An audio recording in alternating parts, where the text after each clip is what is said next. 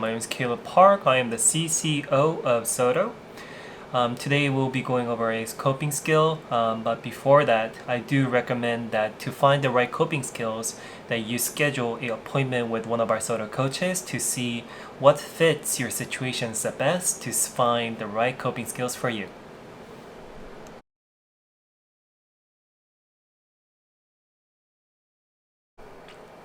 Let's go over journaling. Journaling is a technique that is actually very useful for a lot of the adults. A lot of the children, when we're young, this is something that we learn to practice. And as an adult, a lot of us stop doing them. Journaling, what it does is it helps us to actually process a lot of the thoughts that's being suppressed. Anxiousness, depressive moods, stress, traumas, these are all part of unprocessed memories. When you have unprocessed memories, what happens is that it keeps the memory deep inside your brain, so you cannot process them.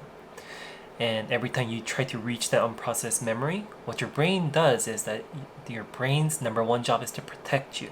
So every time it tries to reach that location, it doesn't want you to process or reach that level. So it makes you feel anxious, it makes you feel depressed, it makes you feel sweaty palms, stressed out. So how journaling helps is it actually helps you to process a little bit of those memories that you are experiencing, or past memory that you didn't get to process. You might be just journaling about today's experience or today's feelings, but as you're journaling throughout the days, throughout the weeks, throughout the months, you see to yourself that you're processing a lot more, and you're processing and feeling a lot more emotions than you used to.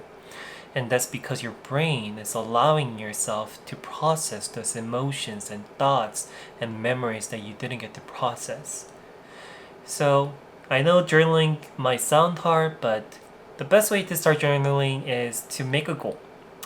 One goal I would say is start very small. Let's start baby steps. So let's say this week we'll take baby steps and do one journaling in a week. And journaling can be one sentence, one paragraph, whole page. It's up to you. But I don't want you to be forced to write a lot. Write as much as you want about anything that you want in regards to your experiences, your emotions. Focus on the emotion, focus on the experience, why it was why it was fun, why it was discomforting, and go and process those emotions that was never processed. In regards to processing more, I do recommend that you see one of our SOTTO coaches. It will actually help you in the starting of that journey of journaling.